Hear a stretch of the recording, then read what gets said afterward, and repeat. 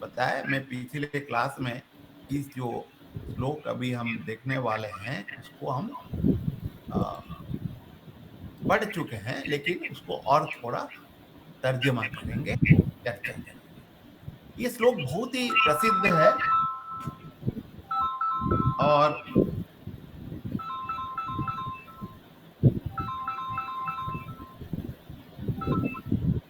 बहुत ही प्रसिद्ध है। और ये श्लोक बहुत बार लोग कोट भी करते हैं, और आप लोगों से कुछ लोगों को पता होगा। वो है सर्वभूतस्तमात्मनं सर्वभूतानि चात्मनि ईक्षते योगयुक्तात्मा सर्वत्र समदर्शन।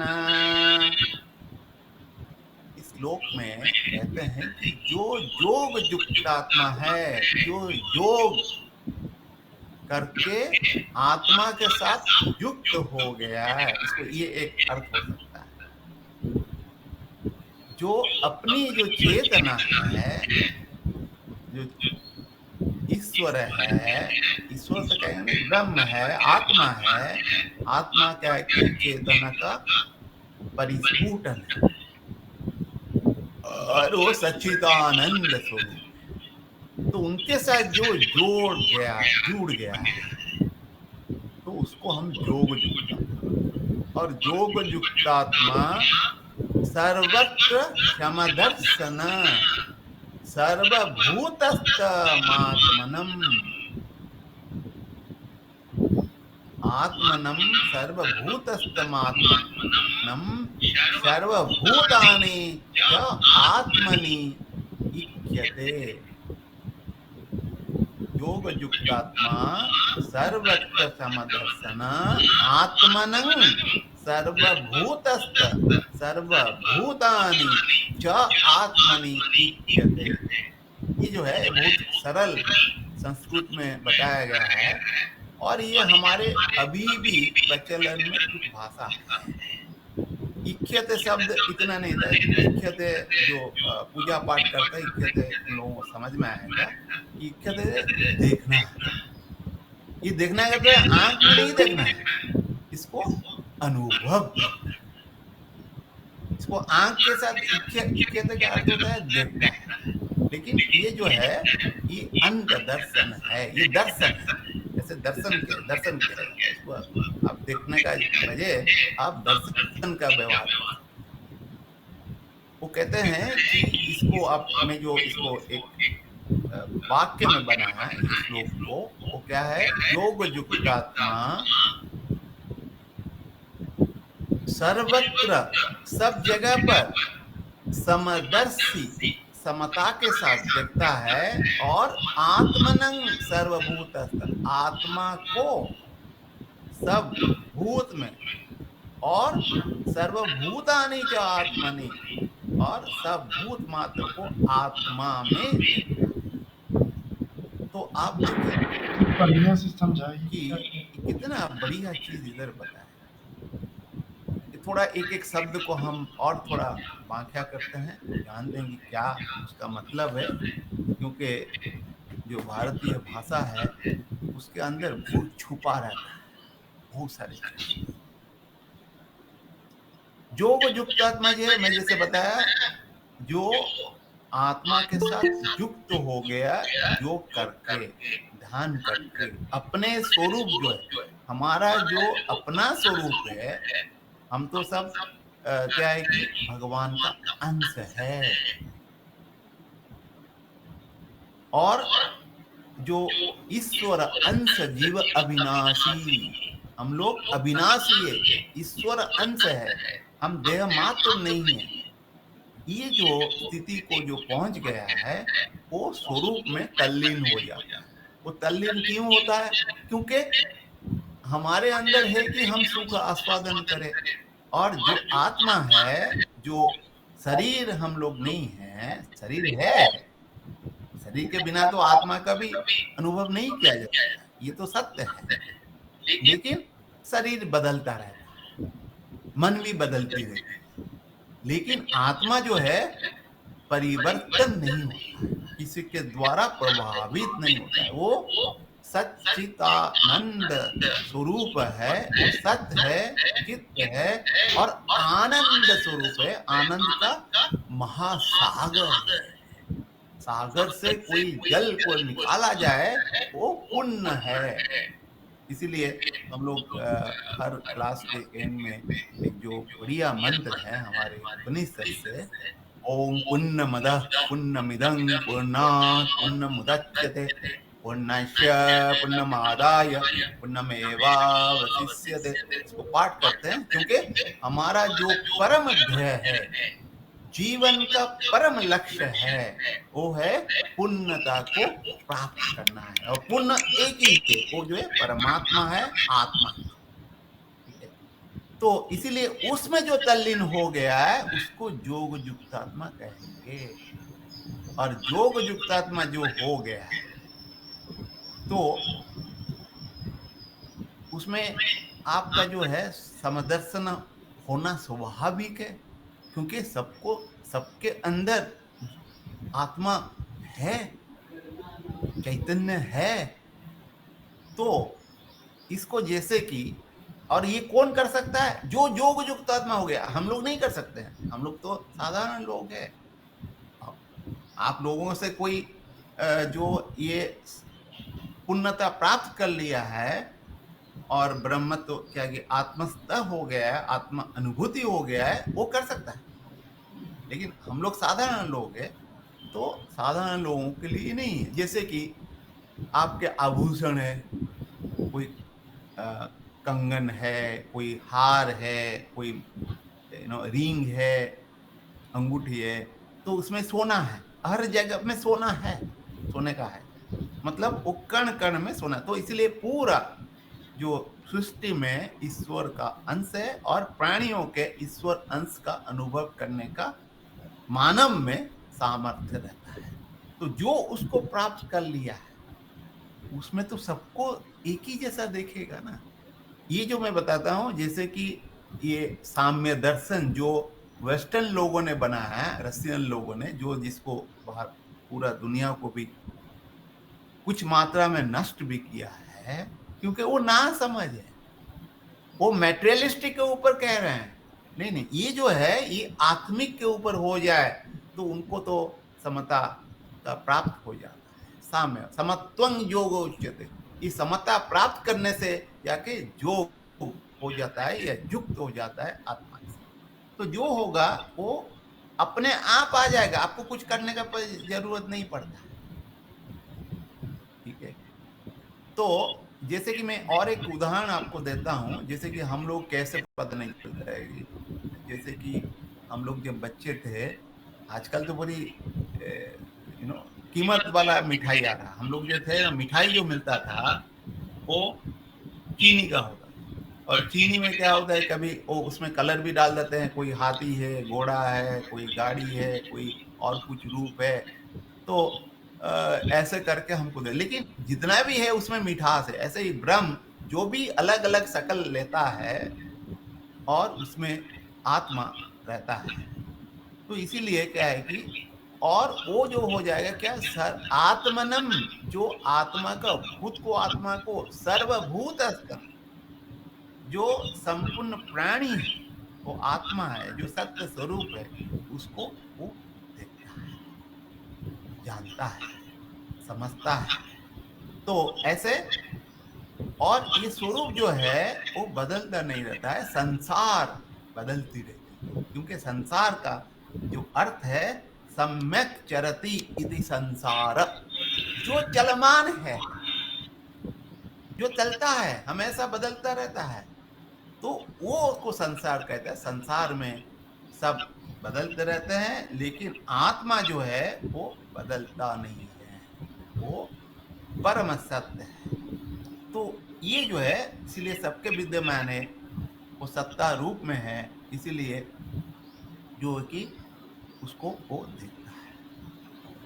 सर्वभूतस्थ सर्वभूतानि च आत्मानि, और सब भूत में उनको स्वरूप को को समझता है, देखता है, क्योंकि उनके देखने का जो ताकत है उनको मिलता है।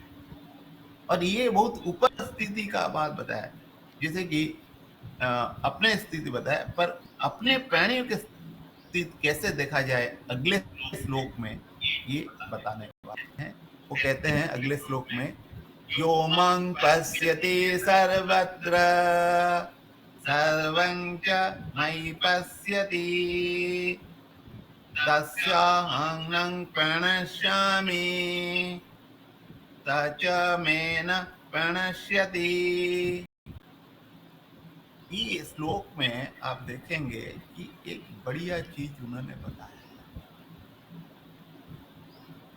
जो कि पहले बताया कि सब में देखना है और अपने में देखना है, और ऐसे करेंगे तो उसको क्या होगा, क्या मिलेगा, वो भी देखते हैं। और कैसे, जैसे कि कहते हैं ना भगवान किधर है, मंदिर में है, नहीं, भगवान हमारे अंदर ही है और सब प्राणियों में है। वो जो योग युक्तात्मा है वो देख सकता है। वो कहते हैं जो मांग सर्वत्र पश्यति, जो मेरे को सब जगह पर देख सकता है। और भी एक कहे हैं, सर्वं च मयि पश्यति, सबको मेरे में देख सकता है। देखिए, एक तो पिछले श्लोक में बताया गया कि सब जगह पर देखना है, लेकिन सबको मेरे में दिखाना है। तो इसको आप देखेंगे, हम लोग आगे जाके एक विश्व रूप दर्शन योग है, जिसको भगवान श्री कृष्ण ने क्या किए थे, अर्जुन कहने पर उनको ये ताकत दिए थे। और जो भी ये स्थिति को पहुंचता है उनके इजाजत के बिना नहीं पहुंच सकता। ये भी है, क्योंकि माया से प्रतिहोत होके और ये जो हमारे चलता है, तो उसको आगे निकलने के लिए उनका आशीर्वाद, उनका इच्छा ही में ही होता है ऐसा। इसीलिए उसका कहना भी बहुत जरूरी है। तो जो मांग पश्यति सर्वत्र सर्वं च मयि पश्यति अहं तस्य न प्रणश्यामि। मैं प्रणश्यामी का मतलब क्या हो गया, न अप्रकट होता नहीं हूं उनके लिए, मैं हमेशा रहता हूं। प्रकट मतलब मैं उनके साथ रहता हूं। सच में न प्रणश्यति मतलब वो दृश्यमान है, वो प्रकटित है। कौन? भगवान या आत्मा। सच में न प्रणश्यति, और वो मुझसे कभी वियुक्त नहीं हो सकता। मतलब भगवान हर एक जगह पर विद्यमान और हमेशा विद्यमान, और ना हम उनको जो योग युक्ता में जो स्थिति में पहुंच गया है, तो वो कभी भगवान उनको नहीं छोड़ेंगे, ना वो भगवान को छोड़ेंगे। आत्मा उनको नहीं छोड़ेगी, ना भगवान और ना वो छोड़ पाएगी, क्योंकि एक अभिन्न है।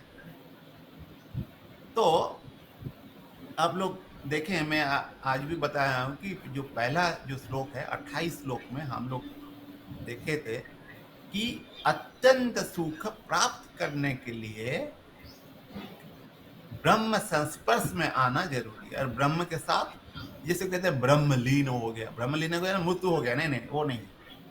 ब्रह्म संस्पर्श का मतलब ब्रह्म के साथ युक्त होने से ये अत्यंत सुख का आस्वादन किया जा सकता है, और अत्यंत सुख अनंत होता है, और वो इसको प्राप्त नहीं किया जाता है, वो उसको ऐसे ही मिल जाता है। ब्रह्म संस्पर्शन से तात्पर्य जो है, उसका क्या तात्पर्य है? ब्रह्म संस्पर्श का तात्पर्य है कि वो एकत्व ब्रह्म के साथ युक्त हो जाता है, वो एकीकार अंगीकार हो जाता है। और जो आत्मज्ञान पुरुष है वो सब जगह पर उनका अनुभव करता है। क्योंकि हम देखते हैं, जैसे पशु अलग है, पक्षी अलग है, जैसे कि असुर है, असुर भी हम लोगों के अंदर ही है। असुर अलग है, पदार्थ कोई है अलग है, कोई जैसे कि हम लोग कोई बंगाली है, कोई उड़िया है, कोई हिंदी भाषी है, कोई तेलुगु है, कोई तमिल है। ये सब क्या है कि हम लोग लोगों के अंदर बांटते हैं। कोई मुसलमान है, कोई क्रिश्चियन है, और मैं आज युवा हूँ, कल बुढ़ा हो जाऊंगा या बुढ़ा हूँ। तो ये जो काल है, समय, वस्तु, देश और व्यक्ति, ये सब जो आदि में वो क्या है कि अलग अलग जो बांटता है, उसमें एकत्व तो देखता है, उनमें सिर्फ आत्मा को ही दर्शन करता है।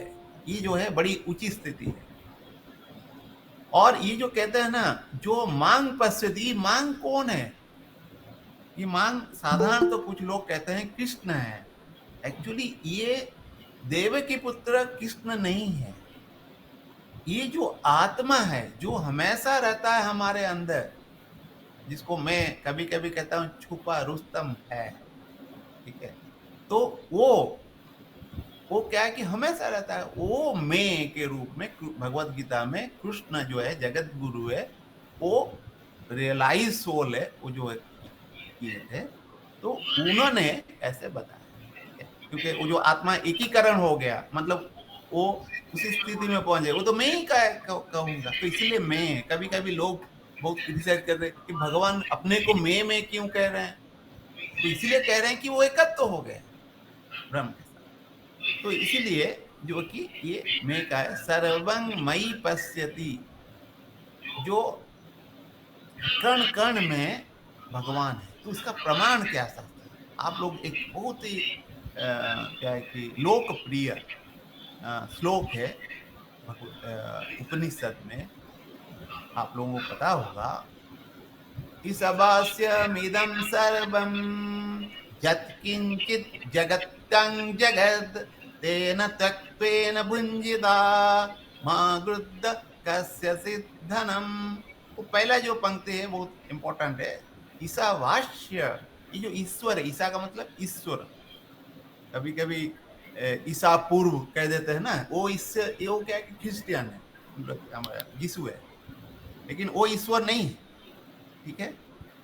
वो एक्चुअली कुछ लोग कहते हैं ईश्वर का दूत है, लेकिन वो ईश्वर नहीं है, क्योंकि उनका प्राप्त नहीं किया। और ये जो ईश्वर ईसा है, ये ईश्वर है। ऑफ कोर्स ईश्वर और ब्रह्म में क्या अंतर है, आत्मा में क्या अंतर है, इसको आप लोगों को मैं एक सवाल पूछ लेता हूं, बाद में चर्चा करेंगे वेदांत के दृष्टि से, ठीक है। तो ये जो है ईशावास्य इदम सर्वम, जो भी देखते हैं, इदम सर्वम, जो जगत में दिखाई देता है, पहाड़ है, पर्वत है, चांद है, सूर्य है, ग्रह है, नक्षत्र है, ग्रहण पुंज है, पेड़ है, पौधा है, कण कण में भगवान है। तो ये इसको आप एक हमारे जो क्या तुलसीदास में लिखे हैं, मेरे को ऐसे याद आ रहा है, कण कण में भगवान है, ठीक है। तो ईशावास्यमिदं सर्वं यत् किंचित जगत्यादि, पूरा चराचर में जो है वो उनका ही परिस्फुटन है, प्रतिफलन है, वही है। तो वो जो है कण कण में ओम क्षमा है प्रभु कैसी तुम्हारी माया है, कोई कोई गाया है इसको। तो कण कण में ओम क्षमा है प्रभु कैसी तुम्हारी माया। ये जो ओंग है, उपनिषद में बहुत सारी चीज आता है, कैसे उसको शब्द ब्रह्म भी कहते हैं। तो इसके बारे में अभी हम चर्चा नहीं करेंगे। तो इसीलिए क्या है कि वो देखता है, सर्वं च मयि पश्यति सच में न प्रणश्यति। वो क्या है कि तस्य अंग न प्रणश्यामि, जो है उनको कभी उनको हाथ नहीं छोड़ेंगे, वो हमेशा रहता है, ठीक है। तो ये जो क्या है कि है, हमेशा रहता है, महेश्वर है, जिसको हम शिव भी कहते हैं। जीव से शिव को जो प्राप्त करना है, शिवत्व को प्राप्त करना है, जो कर लेता है उसको आ जाता है। वो कभी भगवान उनके साथ हमेशा जुड़ा रहता है, ना प्रणश्यम, उसका कहना मतलब कैसे कैसे छिपूं, कहाँ छिपूं और कैसे छिपूं, इसको जो है ना, क्योंकि इसीलिए कहते हैं कि आजकल आप देखे होंगे, आजकल नहीं, भक्त जो है वो भगवान को, मैं इसको आपको एक भी बताना चाहूंगा। अभी जैसे कि भगवत गीता को पहला जो 6 चैप्टर है वो कर्म योग के आशय कहा जाता है।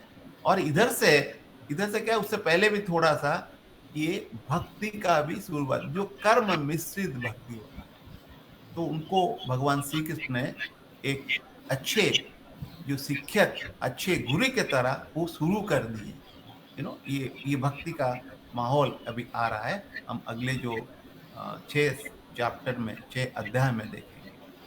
सच में न प्रणश्यम सती, जब योगी क्या है, सब जगह पर देखता है सबको, और आत्मा को अनुभूति होता है, तो भगवान उसको क्या है कि योगी को सब जगह पर देखते हैं, तो वो कैसे उससे बिछड़ सकते हैं?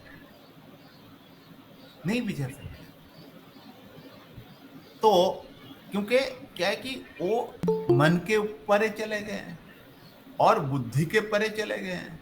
ठीक है, तो आत्मा को जो अनुभव करने के लिए आप इंद्रिय के ऊपर जाएंगे, देह के ऊपर, देहातीत हो जाएंगे, इंद्रिय के ऊपर जाएंगे, उसके बाद आपको बुद्धि के ऊपर जाएंगे, बुद्धि के ऊपर जाएंगे, उसके बाद क्या है कि आपको वो का साक्षात्कार होता है।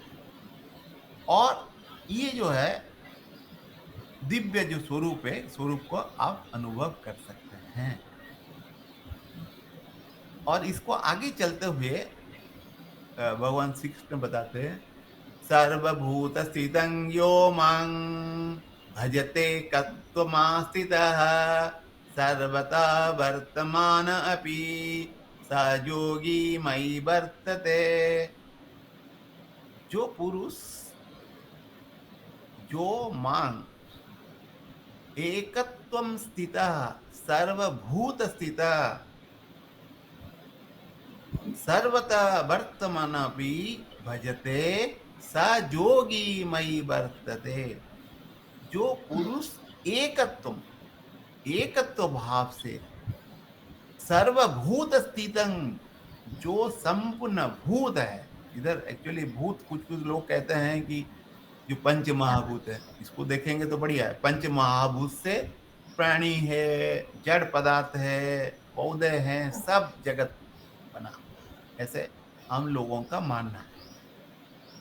हमारे जो प्राचीन परंपरा है, प्राचीन ग्रंथ है, उसमें बताया गया है कि पंच महाभूत से। अब इसको वैज्ञानिक दृष्टि से देखेंगे तो वो भी सत्य है। ठीक है, तो इसीलिए क्या है कि वो सबसे बना है। तो जो सर्वभूत, जो मांग भजते, ये भजते जो शब्द है वो एक मतलब क्या होता है, भजते कैसे भजन करेंगे, उसका भजते मतलब उनका नाम को उच्चारण करना या गाना गाना। जैसे कि अभी अभी आप देखेंगे कि जो कीर्तन है, भजन है, ये भारत के बाहर अभी बहुत तेजी से फैल रहा है, लेकिन हम लोग उसको तेजी से छोड़ रहे हैं। अभी जो हमारे जो शिव कुमार जी उन्होंने लगाया, आप पहले पहले जो आए हुए सुने होंगे, तेजी से फैल रहा है, हम लोग तेजी से छोड़ रहे हैं, जो अच्छे चीज को छोड़ देते हैं। तो भजते का मतलब आराधना करना, पूजा करना। पूजा का मतलब फूल धूप दीप ये नहीं है। पूजा का अर्थ उनका जो है कि उनके जो अच्छे गुण है, जो गुण है, उनको आप इसको क्या करेंगे, गुण को देखेंगे और उनको सराहना करेंगे, तो आपके अंदर वो गुण का परिस्फुटित होता है। वो आराधना इसलिए करते हैं, गुणगान करते हैं। गुणगान क्या कोई पदवी और कोई लाभ के लिए तो किया जाता है, बहुत जगह पर हम देखे हैं, लेकिन वो नहीं है। वो भगवान का कीर्तन कर रहे हैं, भगवान का नाम ले रहे हैं, भगवान का गुण का जो पूजन करते हैं, उसमें आप दैवी संपदा, दैवी गुण को आप धारण करने के लिए एक मार्ग है। तो इसीलिए आराधना करना है। तो वो जो करता है, भजते एकत्व स जोगी मई वर्तते, तो इसको ये बताया गया है।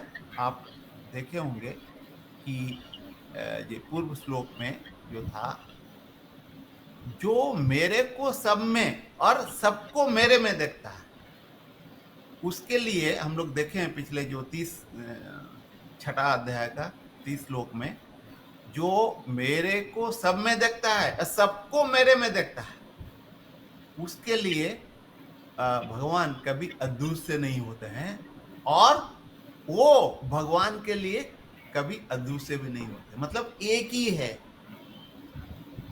ना। तो इसीलिए तो क्यों नहीं होता है, उसका कारण जो है इस श्लोक में बढ़िया से बताया है। क्योंकि वो सर्वभूत स्थित, जो क्या है कि हम लोग देखे हैं, यो मांग भजती, जो सर्वभूत में जो हमको भजन करते हैं, जैसे कि हम कहे हैं, ऐसे भी एक बढ़िया शब्द होता है, वासुदेव सर्वम इदम। भगवान गीता है, बताया गया है कि बहुनांग जन्म जन्मांते ज्ञान बात्मन प्रपद्यते वासुदेव सर्वमिति स महात्मा सुदुर्लभ। ये जो ऐसे जैसे महात्मा है जो सब में जन्म जन्मांतर में, ऐसे नहीं कि एक जन्म में आपको मिल जाएगा, ठीक है। जो वासुदेव सर्वमिति, वासुदेव मतलब बस जो शब्द होता है वो आता है कि निवास करना, हमारे अंदर जो आत्मा है उनको जो निवास करता है, क्योंकि परिस्फुटन होता है, तो इनको जो समझ लिया है, जान लिया, और सब प्राणी में जान लिया है, तो वो जोगी बन जाता है सर्वता। और भजते एकत्वम, दैत्य तो नहीं है, ये अलग है, ये मेरा है, ये तेरा है। एक्चुअली ये जो ममता की माया में बंध जाता है, जो ममता के उसके समता में आ जाता है, तो ऐसे मैं मेरा तेरा बंधन से मुक्त हो जाता है। तो वो एकत्व देखता है। ये अद्वैत वेदांत का एक बहुत बढ़िया चीज इधर बताया है। जैसे कि हम लोग मानते हैं सोने का आभूषण जो हम देखते हैं, मैं इसको उदाहरण दे लेता हूँ, इसलिए क्या है कि सोने का आभूषण भारत में बहुत ज्यादा लोग व्यवहार करते हैं, तरह तरह की चीज व्यवहार करते हैं, लेकिन उसमें सोना रहता है ना। तो वो सोने के बिना नहीं हो सकता है। सोने का आभूषण सोने के बिना हो सकता है क्या? ऐसे ही जो पूरा संसार है उनके बिना तो नहीं हो सकता है ना।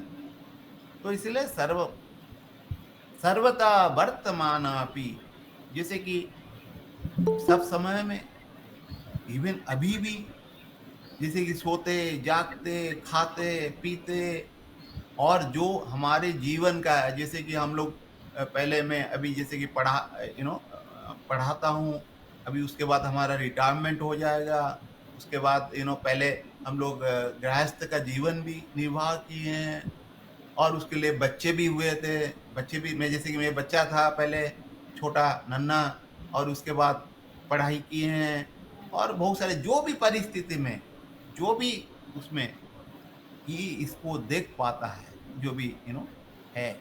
और कभी कभी तो जैसे कि हमारा आदि शंकराचार्य, वो बचपन से ही उनको ब्रह्मानुभूति का वो किए थे, क्योंकि वो जल्दी उनका हो गया था, इसलिए उन्होंने बहुत सारे जो अद्वैत वेदांत का बहुत सारे ग्रंथ भी लिखे हैं, और ये हमारे जो सनातन धर्म है उसको पुनः स्थापित किए हैं, और उनका प्रचार प्रसार बहुत किया है, और भारत को जोड़ने के लिए उनका भी बहुत योगदान रहा है। तो ऐसे ही तो ये सर्वथा वर्तमान भी सजोगी मई वर्तते, वो हमेशा हमारे क्या है कि निवास करता है, मई वर्तते, वर्तमान मतलब निवास करता है। तो इसको जैसे कि आत्मज्ञानी पुरुष का कैसे कार्य में करते करते अपने वास्तविक स्वरूप का भान रख सकता है, वो आगे जाके वो बताते हैं। आत्मन पेर्मेन सर्वत्र समं पश्यति जो अर्जुन, सुखं वा यदि वा दुखं स योगी परमामतः।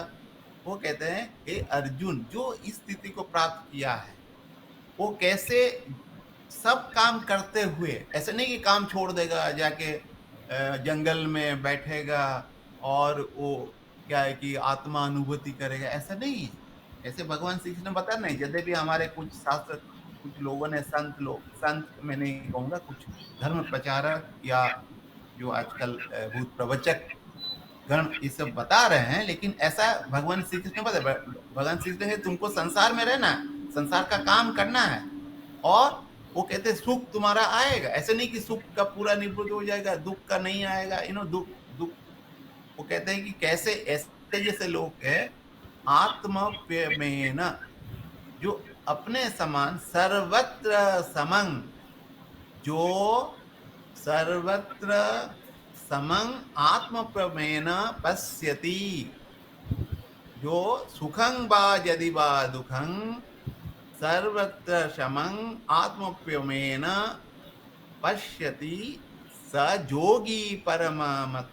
सो वो जोगी परम है, इनका भगवान श्री कृष्ण का मत है। कौन? जो पुरुष अपने समान सर्वत्र सम देखता है, चाहे वो उसमें सुख हो या दुख। तो इसको क्या है कि इस श्लोक को हम अगले क्लास में और विस्तृत से चर्चा करेंगे, एक एक शब्द को समझेंगे, देखेंगे और बुझेंगे। तो इसके साथ मैं मेरे वाणी को विराम देता हूँ। ओम पूर्णमदः पूर्णमिदं पूर्णात् पूर्णमुदच्यते पूर्णस्य पूर्णमादाय पूर्णमेवावशिष्यते। ओम शांति शांति शांति ही। सबको नमस्कार, धन्यवाद। और अभी हम लोग कुछ चर्चा कर सकते हैं, और कोई टिप्पणी करना चाहे, और कोई किसी का शंका है, और कोई चीज को और कुछ बढ़िया से बताना चाहता है, तो उनका स्वागत है। सर अपना प्रणाम। मेरा एक प्रणाम। मैं रवि पांडे, आईआईटी कानपुर से। हाँ, अ, नमस्कार नमस्कार। नमस्ते सर, मैं आपका वक्तव्य सुन रहा था, हाँ, हाँ, और एक मेरा छोटा सा प्रश्न है। अभी आपने कहा कि ब्रह्म और ईश्वर में जो अंतर है, हाँ, हाँ। सर इसके बारे में थोड़ा सा बताएं। अच्छा, जो ईश्वर जो होता है वो माया का सहारे सब रचना करता है, लेकिन जो ब्रह्म है वो माया विहीन है। जो माया है, माया क्या है? माया जो प्रकृति है उनको हम माया कहते हैं, सृजन शक्ति। हम्म। तो ईश्वर जो होता है वो प्रकृति के द्वारा ही सब कराता है। ठीक है। तो जो है चेतन प्लस माया, ईश्वर। ठीक है। और ईश्वर, और ये और एक मैं एक्चुअली कभी कभी जैसे कि हम लोग टीचर है ना, असाइनमेंट देते हैं, आंसर नहीं दे, मैं आंसर दे दिया, ऐसे भूल कर दिया, आप लोग सोचना चाहिए, मैं और एक असाइनमेंट देता हूँ। ठीक है। ईश्वर और प्राणी में क्या फर्क है, इसी दृष्टिकोण से आप देख सकते हैं। ठीक है। और ईश्वर जो होता है सर्वज्ञ होता है, और सर्वशक्तिमान होता है, शक्तिशाली है। तो इसके दृष्टि से जैसे कि मानव को ले लो, क्योंकि जितना भी प्राणी है सबसे जो उत्तम और उन्नत मानव का जीवन होता है। ठीक है। और मानव के अंदर मानव ही राक्षस है, मानव भी असुर है, मानव भी यक्ष है, मानव भी देवता है।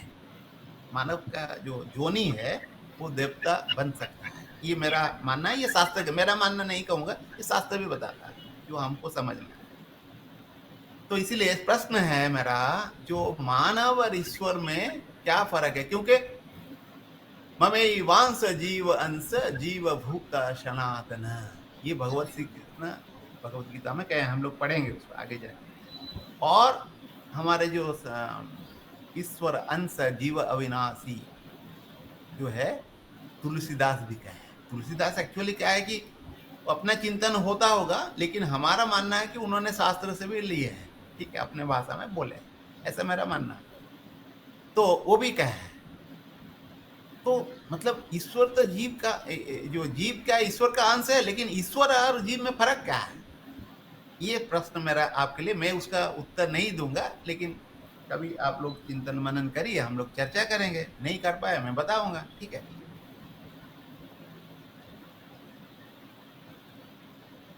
रवि जी, आपको समझ में आया?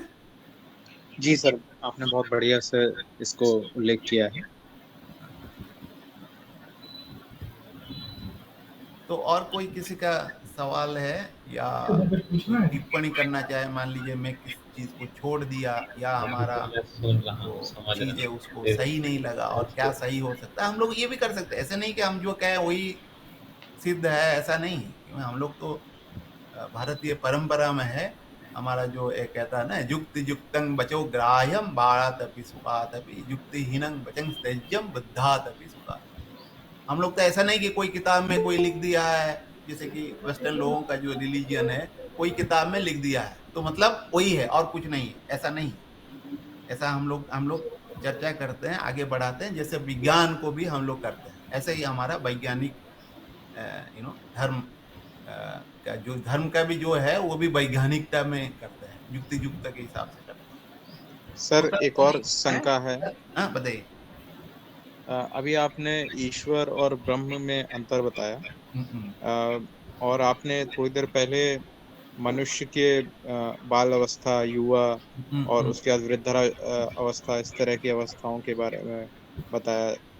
तो ये बताइए, ये क्या संभव है कि मनुष्य अपने जीवन काल में ब्रह्म को भी पा सके, ये चारों स्टेजेस पे चलते हुए?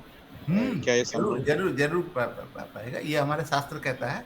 लेकिन वो इस जन्म में हो जाएगा ऐसे बात नहीं है, जन्म जन्मांतरे।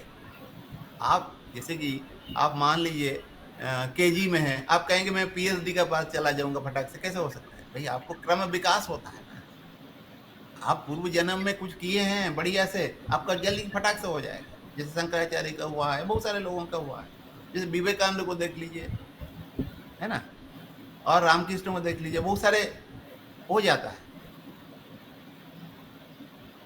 लेकिन ये होने के लिए हमारा तो शास्त्र कहता है, क्योंकि मैं तो वो स्थिति में नहीं पहुंचा हूं कि 100% कह दूंगा हो जाए, लेकिन हमारा शास्त्र कहता है, हमारे पूर्वज लोगों ने भी बहुत सारे इसको स्थिति को प्राप्त किए हैं, तो इसीलिए संभव है। सर ये आपने एक शब्द का प्रयोग किया था, माया विहीन, ब्रह्म के लिए, और ईश्वर हाँ के लिए बताया सृष्टि या माया रचयिता जिसे बोलते हैं। तो ये जो माया विहीन शब्द है, हाँ आपने दो चार महानुभावों के नाम भी अभी लिए। हाँ। थोड़ा सा और बताइए, जीवन काल में मतलब इस तरह से जब आदमी कैसे समझे कि ब्रह्म को हम पा चुके हैं, या ब्रह्म में आने के बाद इस तरह की चीजें होती अरे हैं? ऐसे होगा कि वो आत्मानुमति, जैसे कि अभी अभी जो श्लोक किए है ना, सर्वभूतस्थमात्मनम सर्वभूतानि चात्मनि इक्ष्यते योग युक्तात्मा सर्वत्र समदर्शन। जब इसको तुम देखने लगोगे ना, तुमको दूसरे लोग बता कर सकते तुम, लेकिन तुम्हारा अपने आप हो जाएगा, सबके समता देखोगे, सब में आनंद में रहोगे। सुखम अक्षय अश्नुते, तुम्हारा सुख होगा, दुख का लाइक किनारा हो जाएगा ना। तो इसलिए आप ऊपर लेवल में चले जाओगे, ठीक है ना। ऐसा नहीं कि कुछ लोगों का फटाक से हो जाता है, ये मैं नहीं मानता हूँ, लेकिन पूर्व जन्म में है तो होता है, फिर भी उनको थोड़ा स्ट्रगल करना पड़ता है ना। जैसे शंकराचार्य ने गुरु के पास गए, शास्त्र अध्ययन किए, उसके बाद जैसे आप श्री कृष्ण को देख लीजिए।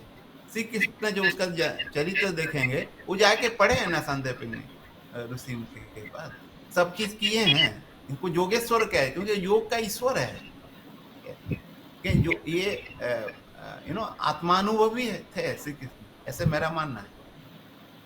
कुछ लोग तो उसको भगवान कहते हैं, लेकिन मेरा जो मानना है कि नहीं नहीं, वो महायोगी थे, योगेश्वर है, ठीक है ना। तो इसलिए करना पड़ता है, होता है ऐसा।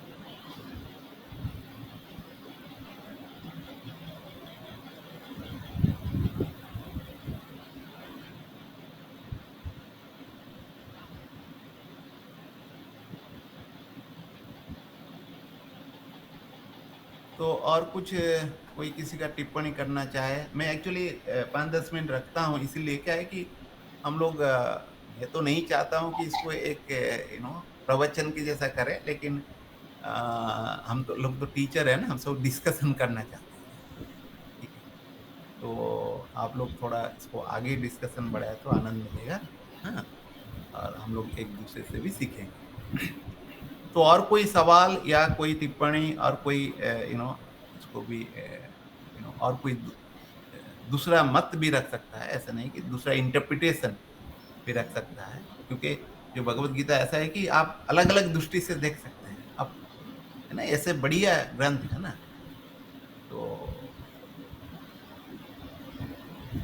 तो और कुछ नहीं है तो मैं इसको इधर ही समाप्त करता हूँ। सर हाँ, सर बताइए। नमस्ते। नमस्कार।